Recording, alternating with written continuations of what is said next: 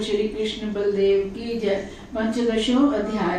श्री कृष्ण। सब लोग यज्ञ, दान, व्रत, तीर्थ आदि से विधि पूर्वक दुखनाक्ष भगवान विष्णु की पूजा करते हैं। विष्णु के लिए प्रीतिकर कार्य करके उनका सानिध्य प्राप्त करने का कारण भी बनते हैं, क्योंकि जो कुछ किया जाता है वे सब उन्हीं के लिए समर्पित होता है। हे प्रभु, आप शास्त्रों को जानने वाले हैं, अतः इस संबंध में मुझे बताइए। नारद जी बोले, तुमने अच्छा प्रश्न किया है। ये तात एकाग्र चित्र होकर सुनो। मैं तुमसे पूर्वकालीन एक दिव्य इतिहास कथा को कहता हूँ। प्राचीन काल में कांतिपुरी में चोल नामक एक चक्रवर्ती राजा हुआ। उसका नाम पूरे देश में, उसके नाम से ही पूरे देश का नाम चोल देश प्रचलित हो गया। उस राजा के राज्य में कोई दरिद्र, दुखी, पापी, रोगी नहीं था। वह ताम्रपर्णी नामक नदी के तट पर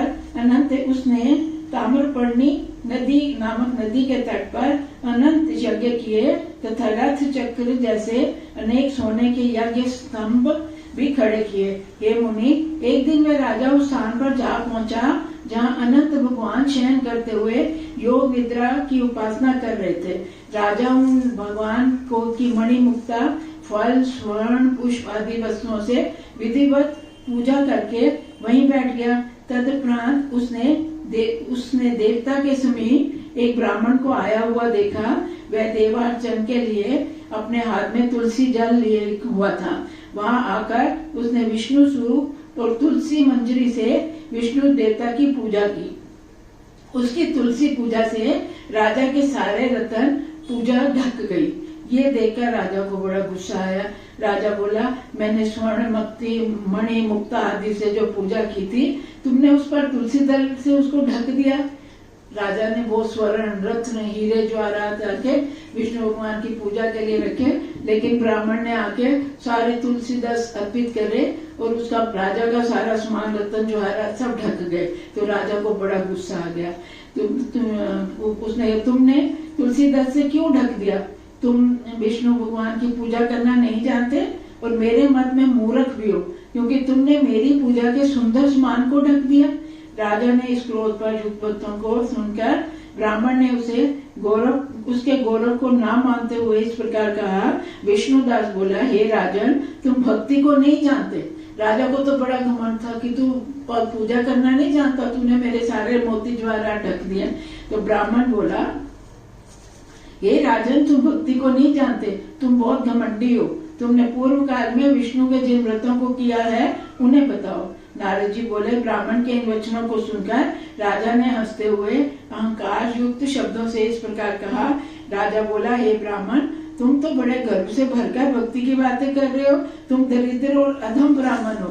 भला तुम भक्ति को क्या जानो? तुमने यज्ञ, दान आदि से भगवान विष्णु को संतुष्ट करने के कभी कोई कार्य किए हैं और ना ही कोई देवालय ही बनाया है। केवल भक्ति के कारण ही तुम इतना घमंड कर रहे हो।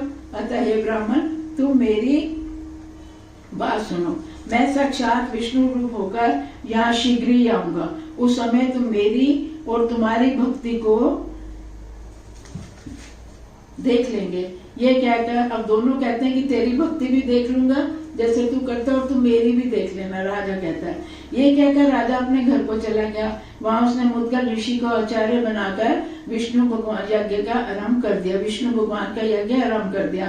उसने ब्राह्मण को बहुत सा अन्न और बहुत सी दक्षिणा दी। उसने एक ब्राह्मण रखा, उसने कहा तुम मेरे को विधि पूर्वक पूजा कराओ, और उसको अन्न और बहुत सी दक्षिणा दी, जैसे कि पूर्व काल में ब्रह्मा जी यज्ञ करके दिया करते थे। तब राजा गया क्षेत्र में गया। वहां उसने देवालय में विष्णुदास भी रह रहा था। वहां के देवालय में विष्णुदास भी रह रहा था। वह विष्णु को प्रसन्न करने के लिए 5 नियमों का पालन करता था। वह माघ और कार्तिक मास के व्रत, तुलसी वन का पालन, एकादशी व्रत, द्वादश मंत्रोच्चारण एवं षोडशोपचारों से पूजन, गीत मंगल आदि करते हुए प्रतिदिन विष्णु की पूजा और अन्य व्रतों को भी करता था।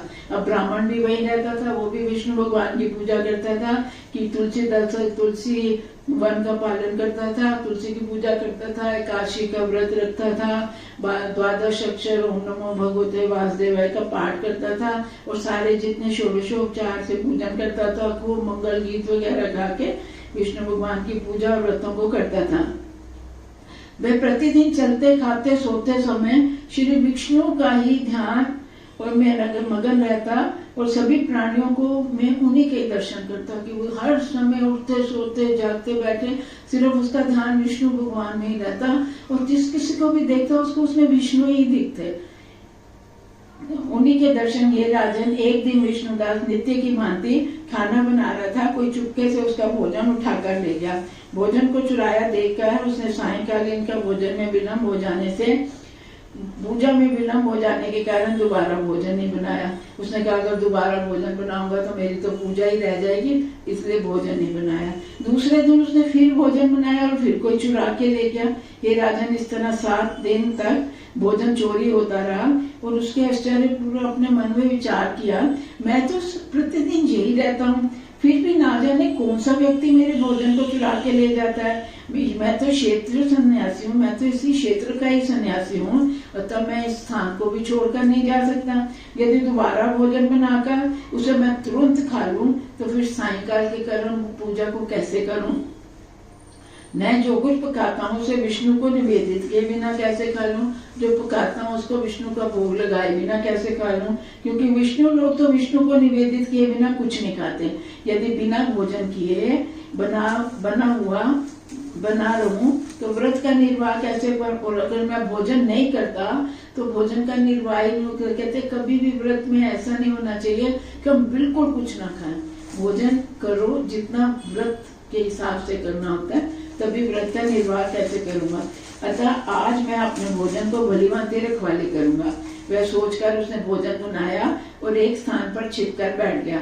तदुपरांत उसने एक चंडाल को भोजन चुराते हुए देखा। वह भूखा प्यासा दीन मुख केवल हड्डियों के ढांचे तथा चरम लपेटा शरीर था। उसे देखकर ब्राह्मण को बड़ी दया आई। उस भोजन चोर को देखकर ब्राह्मण ने कहा, ठहर ठहर, रूखा भोजन क्यों खाता? ला मैं तेरे लिए घी लेके आता हूँ।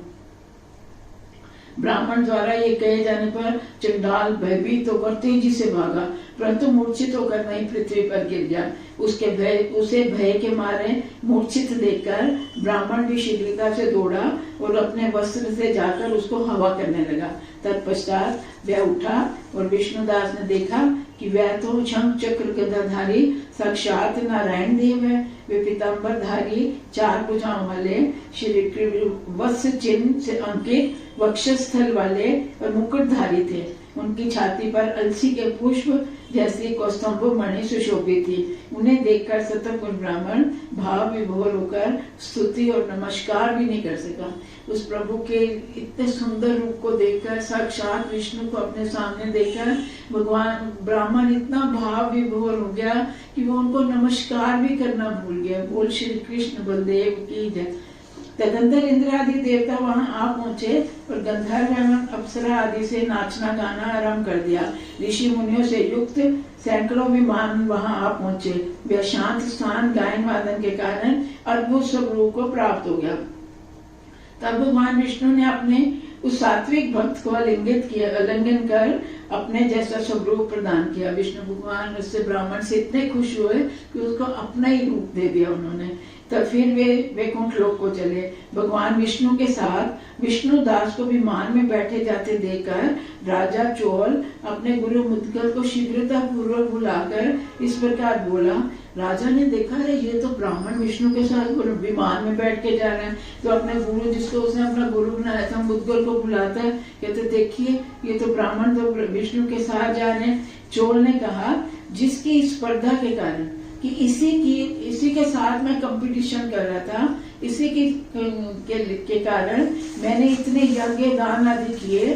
वह विष्णु रूप तो धारण करके विष्णु लोक को जा रहा है। मैंने विष्णु यज्ञ की दीक्षा लेकर अग्नि के भीतर हवन किया, ब्राह्मणों को दान दिया आदि संतुष्ट किया। मैं समझता था कि नैवेद्य आदि चढ़ाने से देवता अवश्य प्रसन्न होंगे, परंतु हरि ने तो केवल भक्ति से ही प्रसन्न होकर उस ब्राह्मण को दर्शन दे दिए। इसलिए ये निश्चित है दान यज्ञ आदि से विष्णु कभी प्रसन्न नहीं होते, वे केवल भक्ति से ही प्रसन्न होते हैं। ये सच है। हम कितना भी चढ़ावा, कितना भी प्रसाद, कितना कुछ हम चढ़ाते हैं भगवान को, भगवान प्रसन्न नहीं होते। लेकिन अगर हमारे मन का भाव अच्छा है तो वो एक तुलसी के पत्र से ही प्रसन्न हो जाते हैं। इसलिए जब भी हम पूजा पाठ करें, हमको अपने मन का भाव शुद्ध रखना है। ये नहीं देखना कि मैंने कितने सामान चढ़ाया, कुछ रह भी गया वो कभी नहीं देखते कि रह गया या नहीं रह गया। इसी कारण उन्होंने मुझे दर्शन नहीं दिए। नारद जी बोले, ये कहकर राजा ने अपने भांजे बहन के पुत्र को सिंहासन पर बिठाया, क्योंकि बाल्यावस्था से ही ये गेहूं में सुलंग रहने के कारण उसके कोई लड़का नहीं हुआ था। अस्तु अपने देश की प्रथा के अनुसार उसने भांजे को राज्य सिंहासन पर बिठाया। तदंतर वह स्वयं यज्ञ स्थल में जाकर अग्निकुंड में आगे खड़ा होकर उच्च स्वर में भगवान विष्णु को संबोधित करते हुए इस प्रकार बोला, हे विष्णु, आप मुझे मन वचन कर्म से स्थिर भक्ति दीजिए। हे विष्णु, आप मुझे मन वचन कर्म से स्थिर भक्ति दीजिए। ये कहकर वह सब लोगों के देखते ही देखते अग्नि में कूद पड़ा। तब मुद्गल ने भी क्रोध में भरकर अपनी चोटी उखाड़ दी। तो उसका जो गुरु मुद्गल था, उसको बड़ा क्रोध आया कि मैं इसको विष्णु भगवान की पूजा से नहीं, तो उसने अपनी चोट, तभी से मुद्गल गोत्र के जितने भी ब्राह्मण हैं वो बिना चोटी के रहते हैं। तब भक्त वत्सल भगवान विष्णु अग्निकुंड में प्रकट हुए। उन्होंने राजा का आलिंगन करते हुए उसे अपना जैसा स्वरूप देकर विमान में बिठा लिया, फिर उसे अपने लोक में ले गए। तदुपरांत विष्णुदास पुण्यशील तथा राजा चोल सुशील बने। उन्होंने भगवान विष्णु जैसा स्वरूप धारण प्रदान किया। इति श्री पदमपुरा ने कार्तिक मास महात्म के अंतर्गत विष्णुदास चोलोपाख्यान नामक 15वां अध्याय समाप्त हुआ। बोल श्री कृष्ण बलदेव की।